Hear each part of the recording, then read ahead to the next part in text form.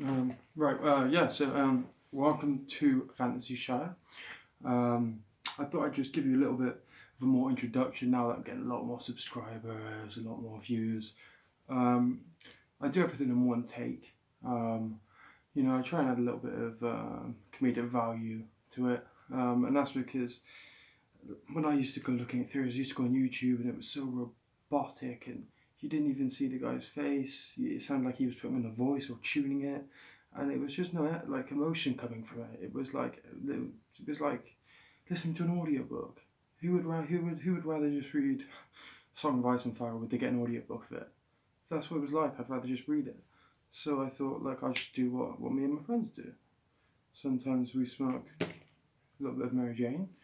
Don't worry, I am in the Shire. So this is the best pipe weed in South Ireland. But I am moving to Washington soon. Well, Maryland actually. Washington State's the one. Oh well. Anyhow, right. So this one's going to be purely about Game of Thrones. It's not going to be. I keep saying Game of Thrones. That's what about A Song of Ice and Fire. Nothing about the show is. Forget about it. Okay. If you haven't read the books, then you probably won't understand a lot of this, but you can still watch it, and it might make you, see how intricate Song of Ice and Fire really is. I'm not really going to speak about George R. Martin's, overdue pregnancy. So, overdue birth. So what we'll really talk about is what do I think his end plan is. I know a lot of authors kind of just work their way up to it, but a lot don't.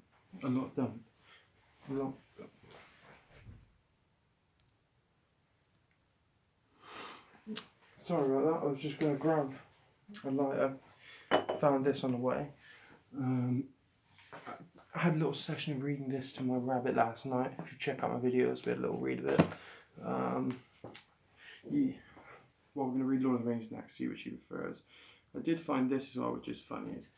So it's like the Game of Thrones 3 and Series 3 and 4 book. So show fans can say, yeah, I read the book.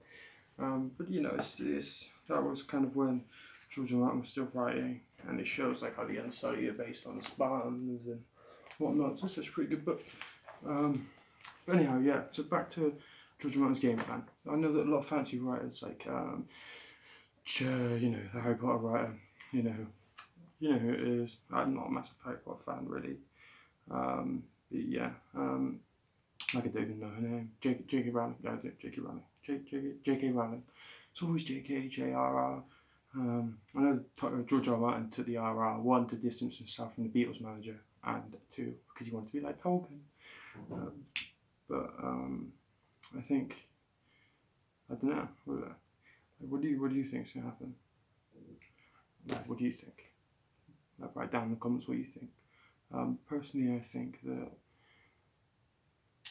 for a long time throughout the whole of the show, especially how they're introduced, the others, so the White Walkers, the others, who are actually very beautiful, they have their own language, they're a species, and George R. Martin's made it very clear that there's no such thing as evil. And you might say, well, what about the Mountain? No, he's quite clearly got something wrong in his head, there's no Dark Lord, who like there is in Lord of the Rings, and however ever fancy copied it, no one wakes in the morning like, I just want to conquer. And we know that the others, that they have their own civilization. So it wouldn't make sense, really, at all, in anything that the Children of Forest have said.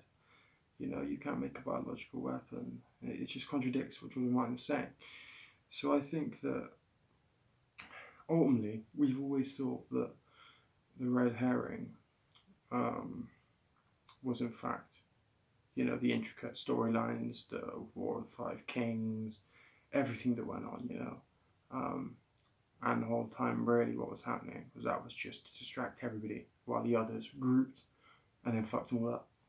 But I think it's actually going to end with the others losing.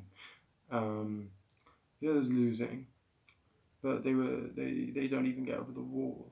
I think that he's turned Chekhov's gun on its head. You know, Chekhov's gun, like in theatre or in books, or Chekhov's books. There's a big gun on the wall, and it's described in detail. So it has to, like, they waste so much, well, it would be a waste otherwise. They spend so much time describing this gun that you know that at one point someone's going to use that gun. You can even see in your head this gun in a glass box on a wall. You know someone's going to break that. So maybe that's what George Martin's done with the others. He's made us think, you know, this whole time. And with the wall, there's a big wall. It's got to come down. Maybe, like, we know that he hates the word genre, and he really thinks it's ultimately just about conflict in the human heart. And he says it doesn't matter what world you are, if you're an elf, if you're a nymph, it doesn't matter. It's all about, like, the greatest story that can never be told is conflict in the human heart. So I think he's playing a long con on all of us, you know. And I think that we've already seen that, and I think that's why he's not rushing it too much. So I think that we're so, you know, want to get to the conclusion, that I think how it will unravel, we'll get there, and we'll get a lot more attached to the actual characters and the storylines more so than the White Walkers. And you can see that distinction in the book. In the show, it's White Walkers, everyone else, really, you know. But to be honest, I'd rather in the show the White Walkers took over than Cersei. In the books, we don't really know anything of the White Walkers with the others. Obviously, they make quacking sounds and they're pretty sadistic, and they like to take children. But much else is speculation. Like, Night's King doesn't exist. He just looks like a Darth Maul who's been, like, dumped on Hoth or something. That's probably why he's got the powers. He's probably Darth Maul's brother, and Palpatine dropped him off in the Lands of Always Winter. He uses the Force. I also don't think that George R. Martin's going to dip too much with time travel. I know he's a sci-fi writer, but he's not an idiot.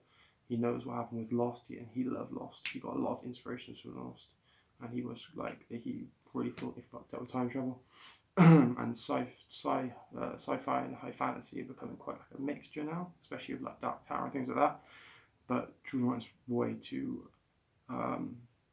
patient and he's calculated. He's planning it all out. He's not going to just pull a ridiculous time travel. Bran is the Night's King. Bran caused it all, because that just really devalues conflict in the human heart of all the other characters we've seen. So yeah, I think that I would be happy if the other books didn't come out, because it kind of ends in a way that is conflict to the human heart, you know. Even Jon saying Ghost, his last breath, you know, he lives on in Ghost.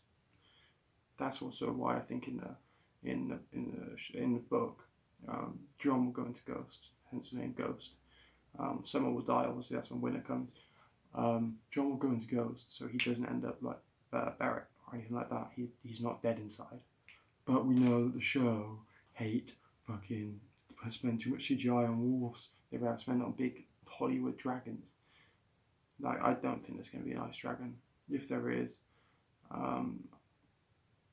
because George R. Martin didn't even want to put dragons in. Originally, the Targaryens were going to use pyrotechnics as propaganda, and a way of control. And someone said, "You've got to put dragons in," and he was like, fuck it.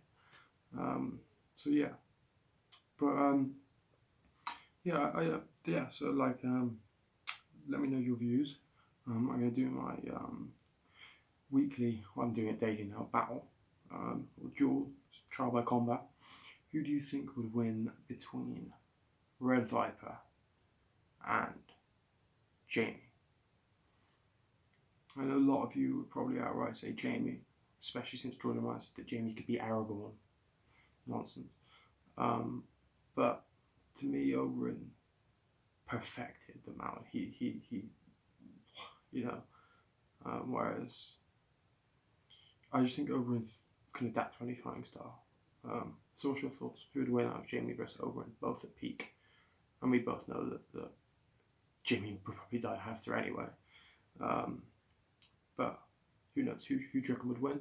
And also, who do you reckon would win in a just like a boxing match between the Mountain and the Hound? Because the Hound's a lot quicker. He's got more power. The Mountain's just strong and he's dumb. So be a good fight. Be a good fight. They're in a boxing match, and throw a bear in, and throw a Brienne in covered in baby oil, and sawdust, and then yeah, and then Jamie versus Oberyn, tribal combat.